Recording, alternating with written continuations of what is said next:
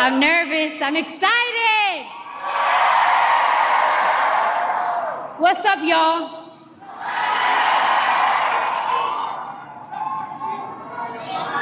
One second, guys. 1 second.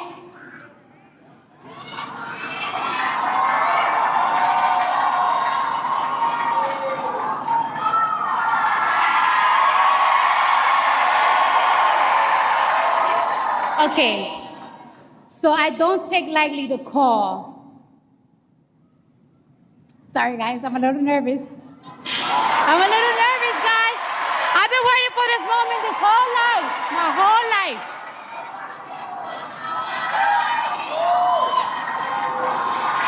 I need patience over here. Patience, where are you, girl?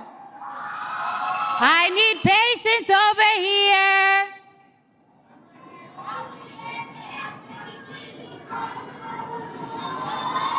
Hold on. How you guys doing tonight?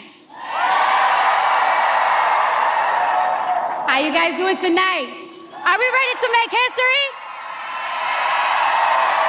Are we ready to make history? Are we ready to change these 4 years? No. Are we ready to change the next 8 years? Because we're going to make sure we have Kamala Harris in office for 8 years. Thank you. All right. Vice President Kamala Harris, thank you for having me. I do not take lightly the call to show up, the call to speak up, the call to deliver a message that's been on my heart for a hot minute now. Now, I took my time writing this speech, so I'm gonna make sure I deliver it right. Because I got something I've been wanting to say for a long time. I've been saying it on Twitter, on my Instagram, and I'm ready to tell it to you now. Y'all ready to listen? All right, now. All right. Just like Kamala Harris, I too have been the underdog. I've been underestimated. My success belittled and discredited. Let me tell you something. Let me tell y'all something. Women have to work 10 times harder, perform 10 times better, and still people question us how we got to the top. They be like, how she got there? Hold on, let me warm up. Yeah. Let me tell you something. I can't stand a bully. But just like Kamala, I always stand up to one. All the time, I'm ready for him. Yeah.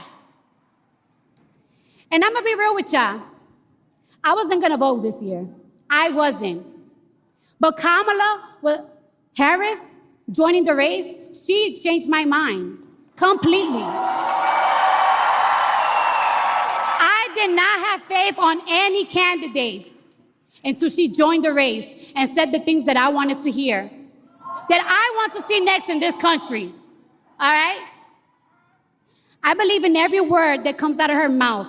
She's passionate, she's compassionate, she shows empathy, and most of all, she is not delusional. Yeah. Kamala recognized that this country is at risk, that the economy needs to get stronger, that the cost of food and the cost of living is too high. Damn, it's even high for me. I believe her when she says, under her, buying eggs and milk won't break the bank, because she's gonna pass a ban on price gouging on groceries. And she told me that in my face, so she better not lie to me in my face. Yeah.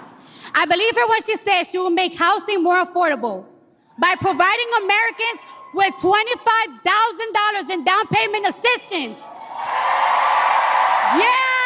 Yeah, hold on. I got more. Yeah, she's promising a lot. And I believe her when she says she will provide a tax cut to 100 million middle-class Americans. That's a lot of Americans. And that includes $6,000 for parents in the first year of child's life. Y'all remember when they used to do that? Y'all remember when this country used to do that? Yeah. And speaking of healthcare, let's talk about it. Let's talk about healthcare. Did you hear what Donald Trump said the other day? Y'all heard what he said? All right, I'm gonna tell you right now. Let me drink my water. Yeah, stay hydrated. He said he's gonna protect women whether they like it or not. He said he's gonna protect women whether they like it or not. I'm repeating it. Donnie Dunk, please. Protection for women, especially if we're talking about maternal and mental health care, is in telling them what to do with their bodies. It's supporting them and giving them the care they need for what they choose to do with their bodies. I don't play that. People like Donald Trump don't believe women deserve rights. And when those rights are taken away, they are nowhere to be found. When a mother's going through postpartum, he's not there to hold her hand. When a child is in foster care or in a shelter because their mother is not mentally stable or financially stable to take care of them, they're not there. The people outside planning, they're not there. They're all gone. Those people outside Planned Parenthood screaming at women's faces, they don't be there when women go through stuff. They don't.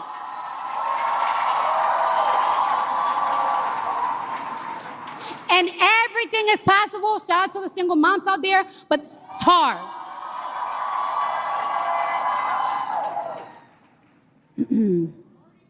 Trump says he's going to protect women whether they like it or not. Well, if his definition of protection is not the freedom of choice, if his definition of protection is making sure our daughters have fewer rights than our mothers, then I don't want it. I don't want it. I don't want it. I don't want it. We all knew Trump was a hustler.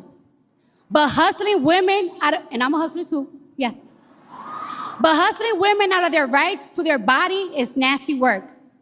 Hustling Americans out of their hard-earned money by selling Trump watches, Trump sneakers, and Trump Bibles. By the way, the watches is $100,000. Yeah. Made in China, another country he discredited, is nasty too. Let me ask you a question. Wait, is Milwaukee in the building? Is Wisconsin in the building? Yeah. Let me ask you this question. Do we really trust this man with our economy? Our economy! A man who cares only about making himself rich and cutting taxes for his billionaire friends. I don't even get a tax cut.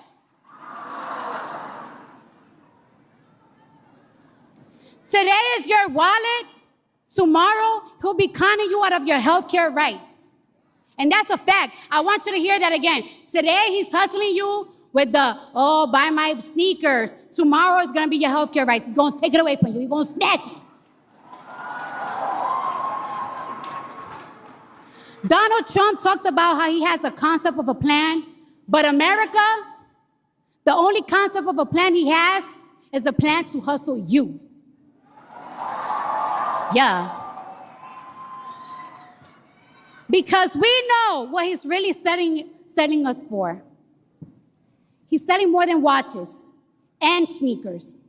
He's selling us bigotry, misogyny, division, chaos, and confusion. He wants us to hate each other.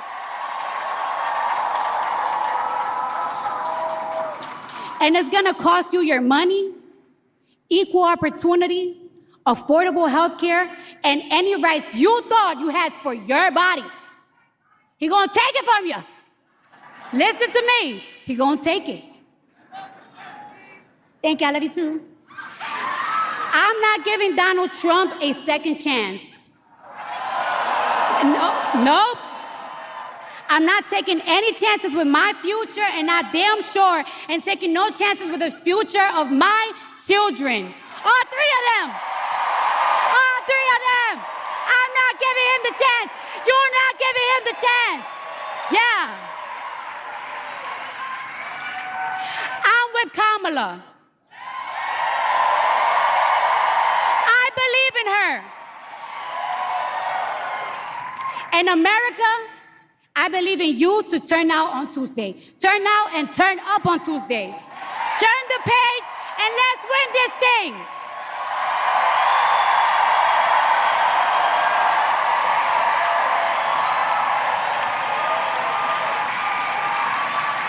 Ladies and gentlemen, please welcome to the stage elementary school teacher Adrien Calver.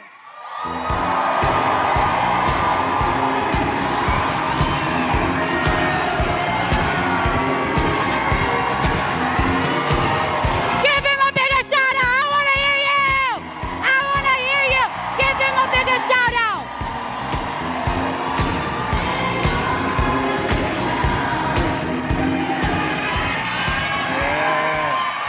How y'all doing, Milwaukee? Well, my name is Adrien Calver. I'm 23 years old. I was born and raised here in Milwaukee, Wisconsin. I'm so proud to be here today welcoming President Kamala Harris as our great city, Milwaukee, Wisconsin. Like me, Vice President Kamala Harris grew up and was raised by a single mother. And also like me, Vice President Kamala Harris is doing what she can to make the world a better place. Let's hear it. Thank you. Yes. Here in Milwaukee, I work as an educational assistant for third grade students and mentor kids all around the city. Thank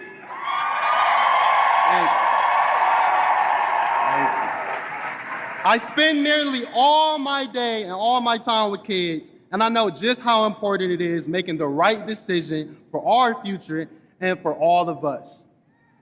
Vice President Harris represents a new generation of leadership that's going to protect our fundamental freedoms, create more opportunities, good jobs, and make it easier for people like me to afford groceries, healthcare, and even one day, my own house.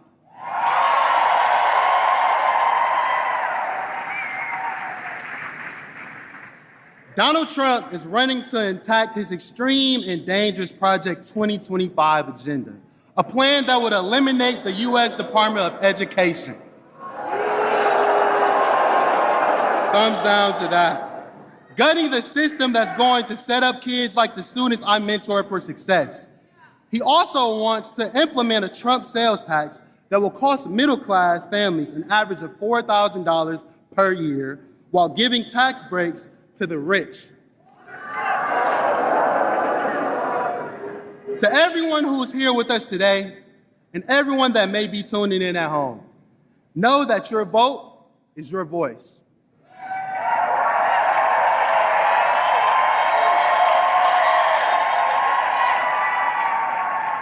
This week, we have a chance to use our voices to elect Kamala as the President of the United States.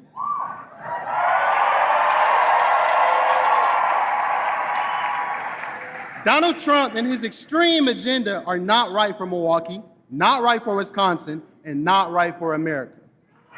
Now is the time to make your voices heard and vote for Vice President Kamala Harris.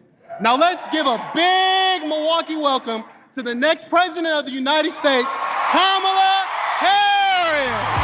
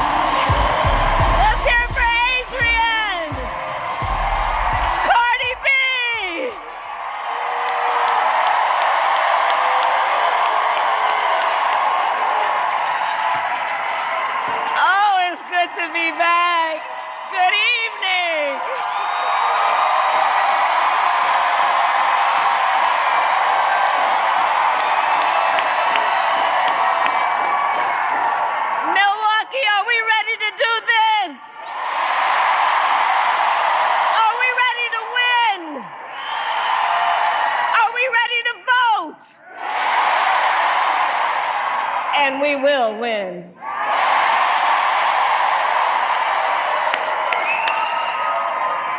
Oh, it's good to be back in Wisconsin and to be with so many leaders.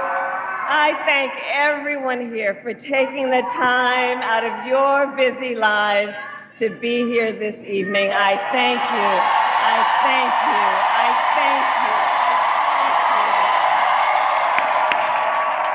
And can we please hear for Tammy Baldwin? Let's re-elect her to the United States Senate. County Executive Crowley, Mayor Johnson, Cardi B. Let's give it up. And can we hear it again for MC Light, Flo Millie, Glorilla, Keegan Michael Key? Oh, what a good night. All right, we got work to do in Milwaukee. Okay, 4 days left. 4 days left in the most consequential election of our lifetime, and we still have work to do. But here's the thing about all of us. We like hard work. Hard work is good work. Hard work is joyful work. And make no mistake, we will win. We will win. And here's one of the reasons why. Because when you know what you stand for, you know what to fight for.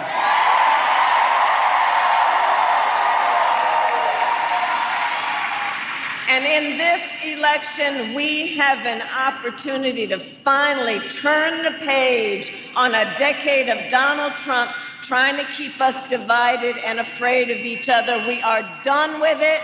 We are exhausted with it. We are turning the page.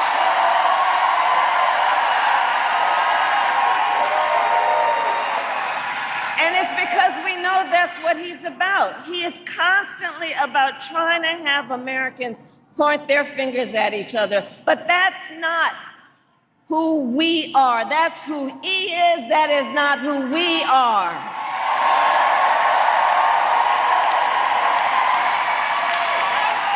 And it is time for a new generation of leadership in America.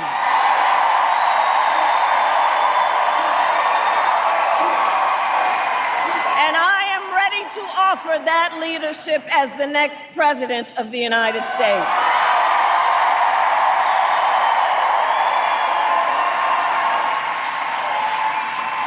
And Wisconsin, you know me. I'm not afraid of tough fights, obviously.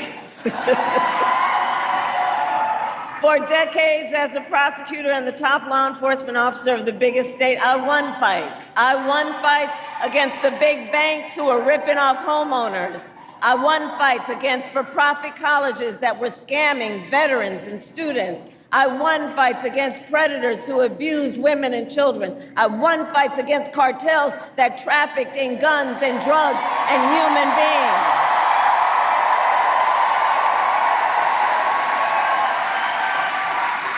And I pledge to you, if you give me the chance to fight on your behalf, there is nothing that will stand in my way as I fight for you.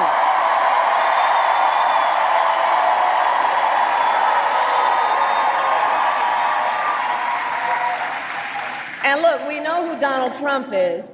This is not someone who is thinking about how to make your life better. This is someone who is increasingly unstable, obsessed with revenge. He is consumed with grievance, and the man is out for unchecked power. And look, in less than 90 days, it's either going to be him or me in the Oval Office.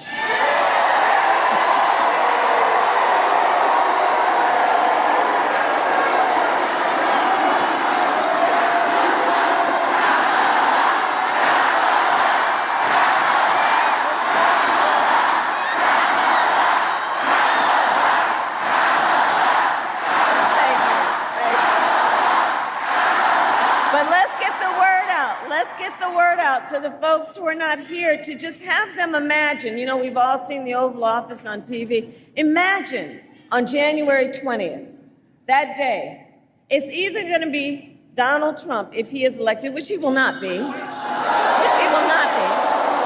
but to help people imagine what the stakes are, it's either going to be him there on day one, walking into that office, stewing over his enemies list, or when I am elected, walking in on your behalf with my to-do list.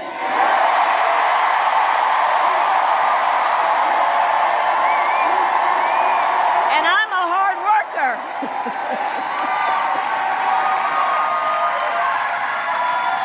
And at the top of my list is bringing down the cost of living for you.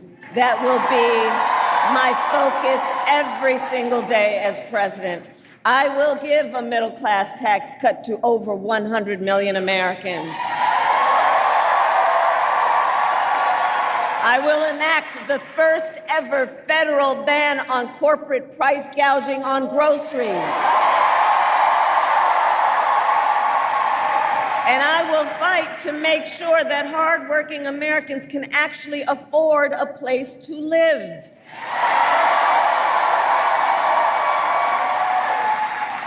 If you are caring for an elderly parent, if you are in the sandwich generation, caring for an elderly parent and young children, I will tell you my plan will cover the cost of home care under Medicare.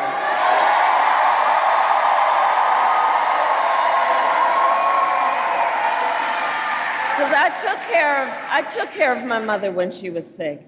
And I know what you are doing, whether it be trying to cook something that they feel like eating, whether it be trying to help them put on a sweater, trying to find a moment where you can bring a smile to their face or make them laugh. That work is about dignity. That work is about dignity. And I'm going to make sure you have the support and they have the support they deserve.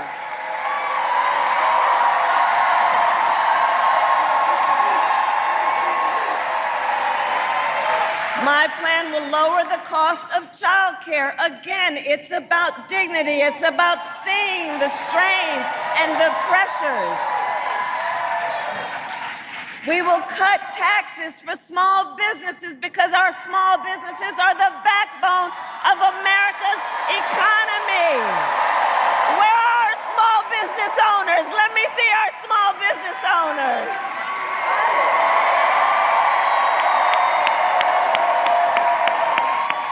And we will lower health care costs, because here's where I come from on that. Look, I believe access to health care should be a right and not just a privilege of those who can afford it.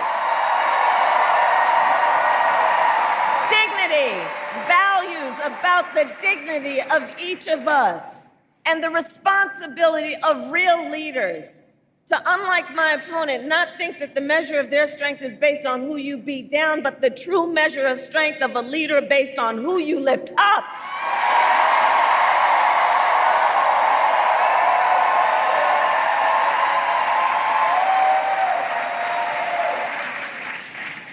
And then you got Donald Trump, and his answer to the financial pressures you face is the same as it was the last time: another $1 trillion in tax cuts for billionaires and the biggest corporations. And this time he will pay for it with a 20% national sales tax on everything you buy that is imported: clothes, foods, toys, cell phones.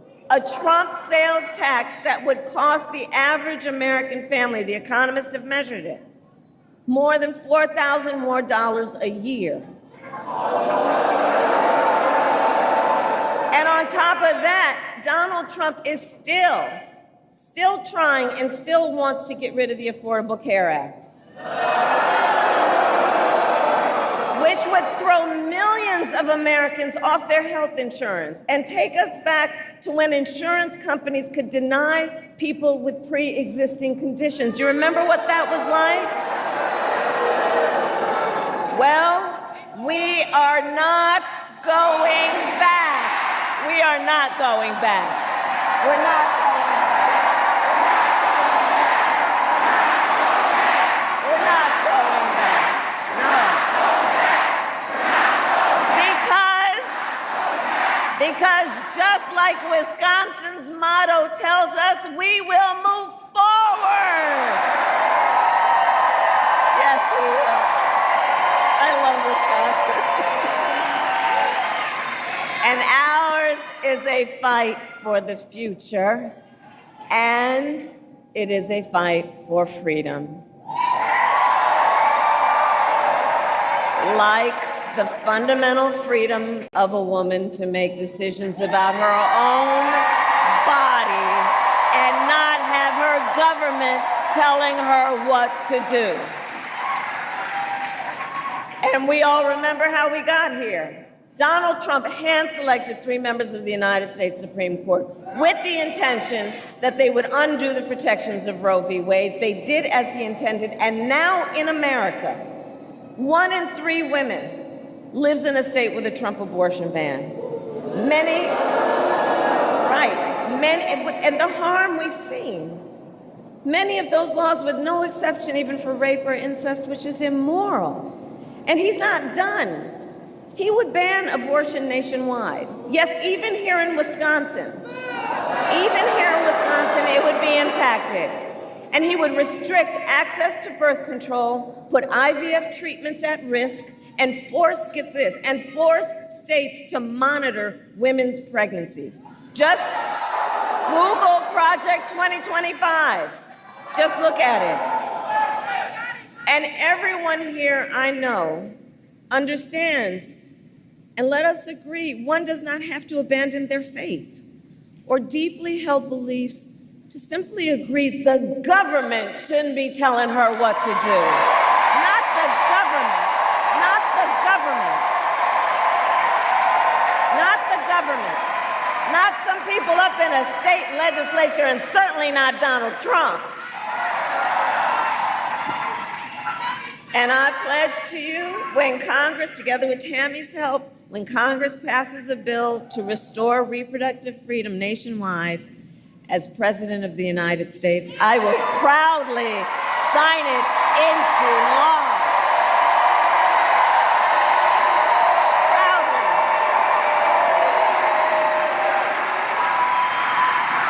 So, Wisconsin.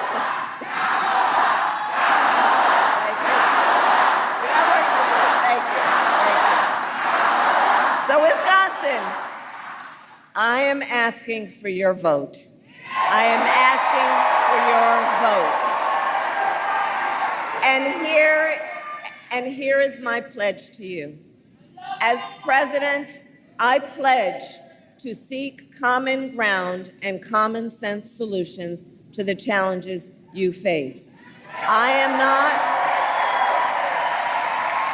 not looking to score political points. I am looking to make progress.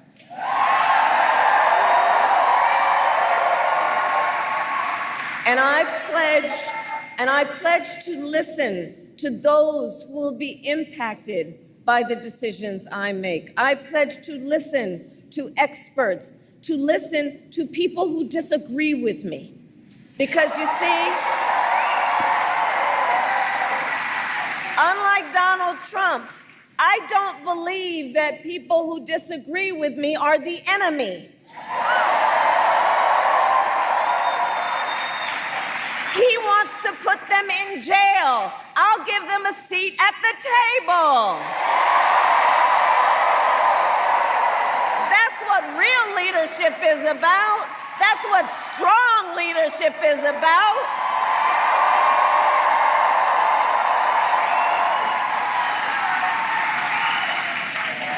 And I pledge to always put country above party and self, and to be a president for all Americans. All Americans.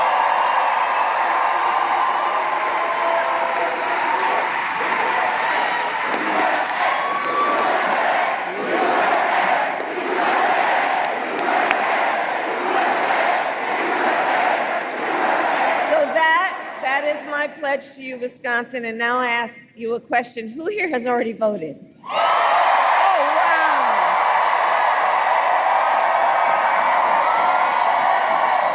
Okay. Thank you. And now I ask you to please talk to your friends and your family and your neighbors and share your perspective on why this election is so important. And for you who have not voted yet, no judgment. Let me just be clear, no judgment at all. But do get to it if you can. And for those who have not yet voted, please think about right now your plan for voting and think about where and when you will vote. And if you live here in Milwaukee, remember you can vote early now through Sunday, November 3rd. And go to iwillvote.com for all the information you need, including when and where you can vote and where to drop off your absentee ballot, because we need everyone in Wisconsin to vote. You are going to make the difference in this election. You will make the difference. You will make the difference. So listen, it all comes down to this.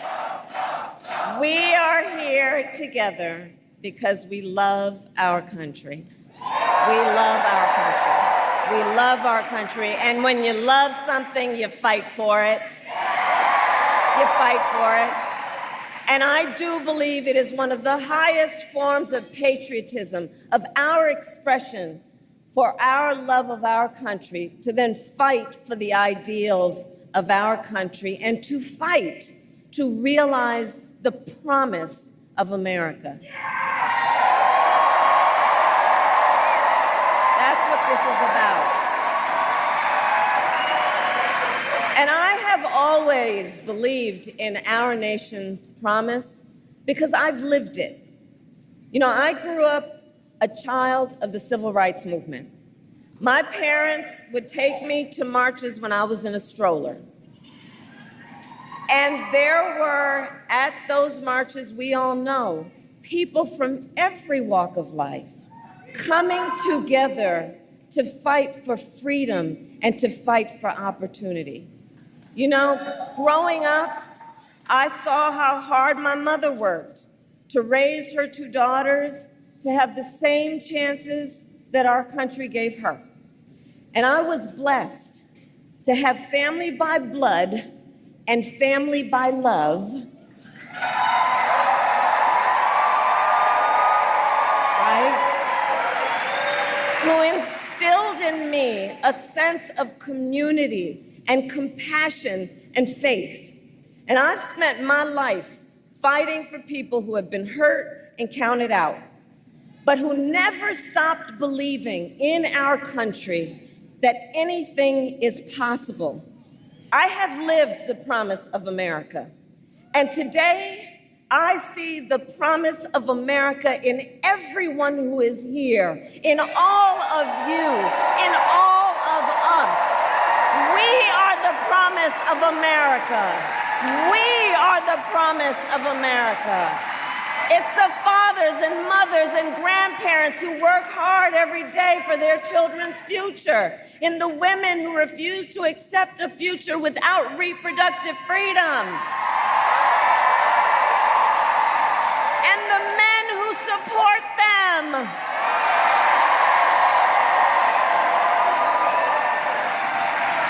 It's in the Republicans who never voted for a Democrat before, but put the Constitution of the United States above party.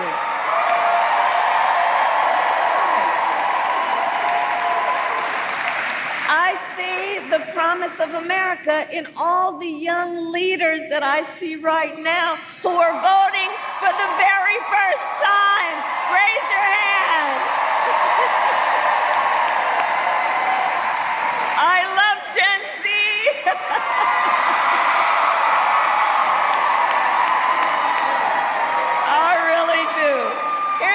About you guys. You are rightly impatient for change. I love that about you. I love that about you. You are determined to live free from gun violence. You are going to take on the climate climate crisis. You are going to shape the world you inherit. I know that. I know that. And here's the thing about our young leaders. None of this is theoretical for them. None of this is political for them. It's their lived experience. It's your lived experience. And I see your power. I see your power, and I am so proud of you. Can we please hear it for our first-time voters? Can we please? Yeah. And those who will be first-time voters.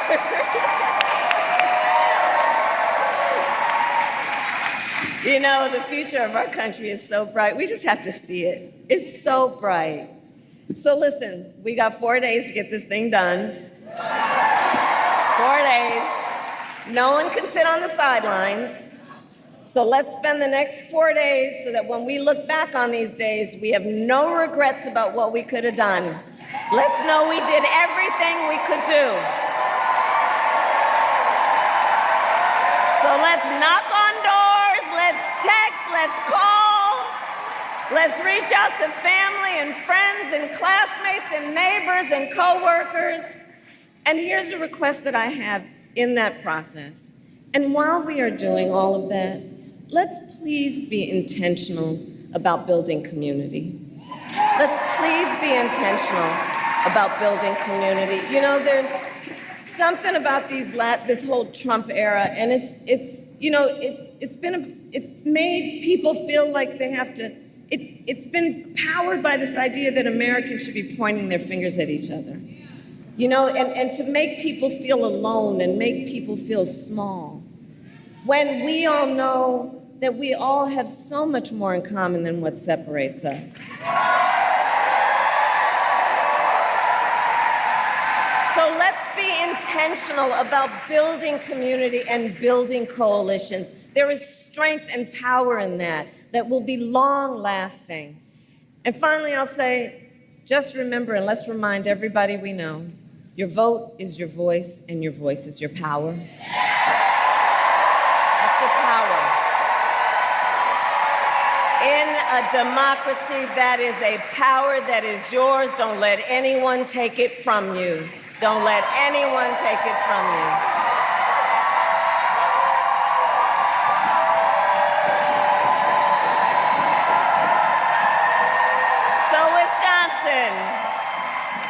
So Wisconsin, today I ask you, are you ready to make your voices heard?